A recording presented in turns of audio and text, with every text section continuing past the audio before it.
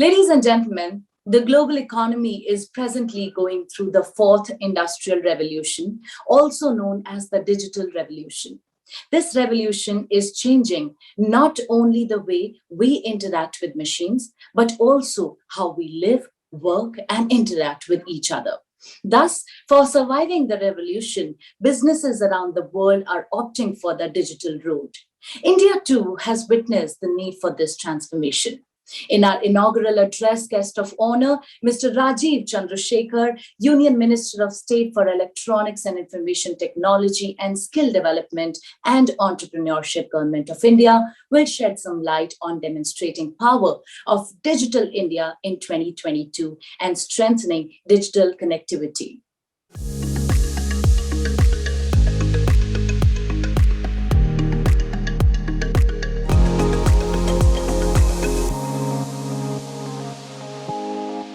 Namaskar.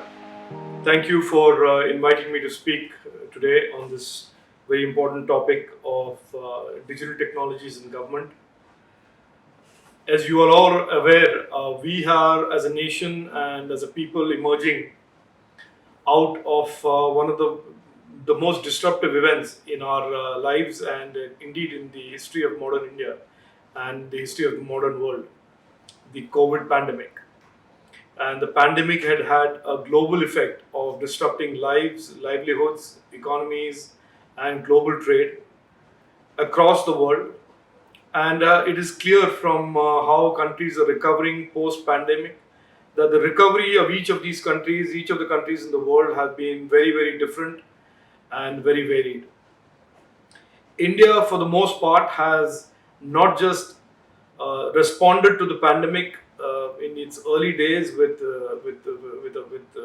responsiveness and speed, but has also demonstrated resilience throughout the pandemic in matters of healthcare, in health delivery, vaccine delivery, and also demonstrated depth and resilience in the way our economy has bounced back from the early sharp contractions due to the lockdowns and disruptions of global trade. Now, throughout the period that Honorable Prime Minister Narendra Modi ji has been at the helm of government since 2014, he has repeatedly spoken about embedding technology in government and improving governance and democracy with the use of technology. And indeed, he has clarified repeatedly that to him and to our government, the use of technology is as important as the transformation and the empowerment in the citizen's life that technology brings. It is these investments and this thought and in the investment that he has made in the Digital India program that the government made since 2014 that in large measure contributed to the resilience and the bounce back and the response of India and its people during the COVID pandemic that we are just emerging out of. So the virtues and the power of technology in government, the power of technology in our economy and in our lives has been demonstrated by our government, our nation, in obviously in the backdrop of the worst type of a black swan event to confront us.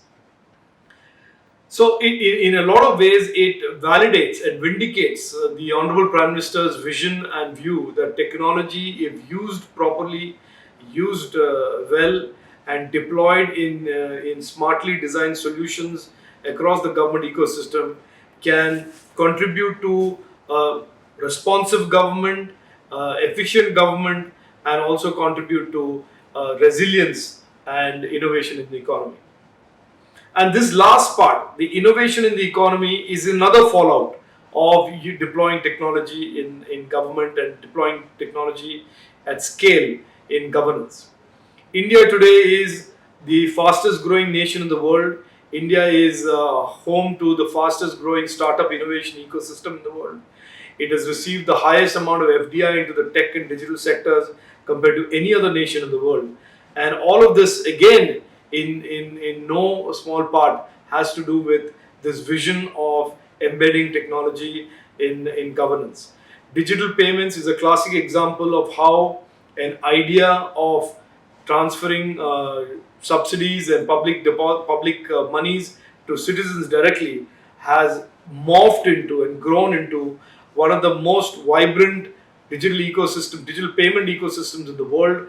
And India today is using digital payments as a method and means and a fundamental means and a core means in our economic ecosystem in larger than most other nations in the world, more than any other nation in the world. Similarly, the use of technology in government has laid to rest this long-held narrative about dysfunctionality in democracies when it comes to the allocation of monies for public subsidies and the distribution of those public subsidies. In the late 80s, famously, then Prime Minister said that out of every 100 rupees sent from Delhi, only 15 rupees reaches the beneficiary. And it is Prime Minister Narendra Modi, very early on in his first term as Prime Minister, decided that he would use technology as JDY, the Jandan Yojana accounts, and the JAM Trinity, which would allow for these public subsidies and pensions and other form of benefits to reach the citizen directly, responsibly, and with absolutely no leakage or corruption. So, India, in a lot of ways, is demonstrating to the world how technology can truly empower citizens and truly transform governance and democracy. And it is clear to any observer or a follower of technology that India is becoming one of the preeminent countries in the use of technology in governance and into shaping a more vibrant democracy. So we are where we are today. This is 2022, and we have clearly a country that is a lot more confident. We are reimagining our future. The world is looking at India through very different eyes in terms of how we have navigated the stormy seas of the COVID and how we have come out of the COVID pandemic stronger with an economy that is unrivaled in terms of its growth and is clearly growing faster than any other comparable major economy in the world. So, what is our path going forward? What do we do next? The Prime Minister's vision is very clear. It's to deepen and further accelerate the digitization of the government and to ensure that the digitization of public services is near complete. We have, as you know, multiple platforms that we have created over the last 5 years. The Aadhaar authentication platform is one which is used for identity authentication across the government for the various schemes and services that the government deploys to citizens. The vision going forward is a digital government, a digital government that sees every citizen having a unique ID, has a single point sign on to all of the services of the government and public services, that a citizen can seamlessly navigate through the government digital ecosystem and avail of its service, benefit, and any other subsidy that he or she is entitled to. This architecture, this new next stage architecture, next gen architecture of the government, digital government, as we call it, is under preparation, and very soon you will see that the rate and acceleration of the digitization of the government, and therefore the bridging of the gap between the furthest Indian and the government is bridged to as small and as minimum as possible, is unveiled and rolled out. Amongst the other things that in the digital government scheme of things and architecture is going to be a national data governance framework and policy that allows for data-led governance, where the multiple schemes of the government that generate so much data and behavior about citizens are used to better design schemes in the future and are used to better target schemes for the future of our citizens.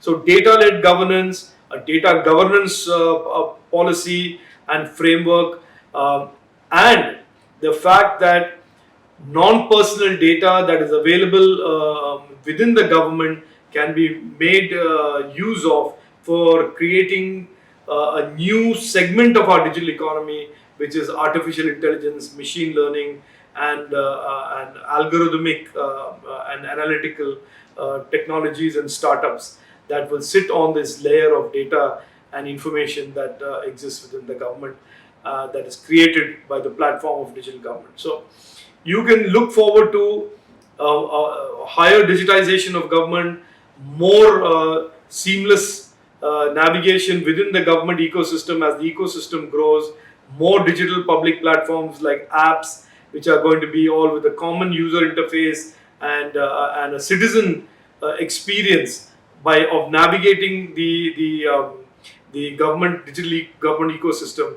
that will be easy, intuitive, and seamless.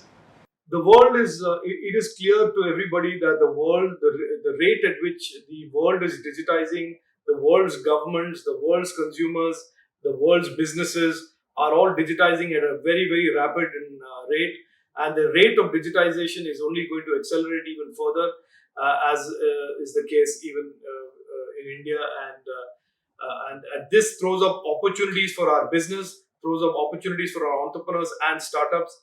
And I'm hopeful that as digitization of the government grows, there will be accompanying it an ecosystem of innovations, ecosystem of startups that will also grow and thrive.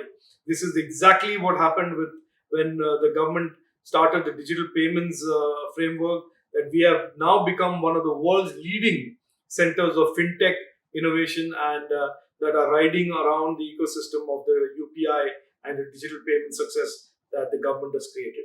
So it is the same philosophy that digital government will ensure a better citizen experience with government, better government service delivery to its citizens, better government to government interaction, and more data led governance, and at the same time, creating a rich ecosystem of innovation and startups at scale that India can build and that can be then offered to the rest of the world as products and services.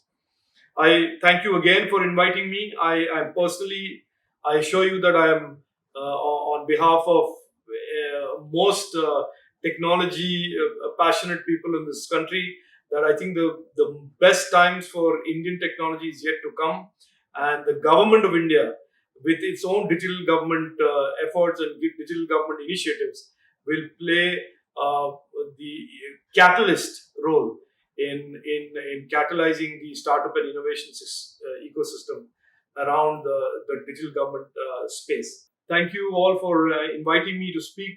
Thank you for your attention, and I look forward to engaging with you more as we move down this road of creating the next gen digital government ecosystem. Jai Hind.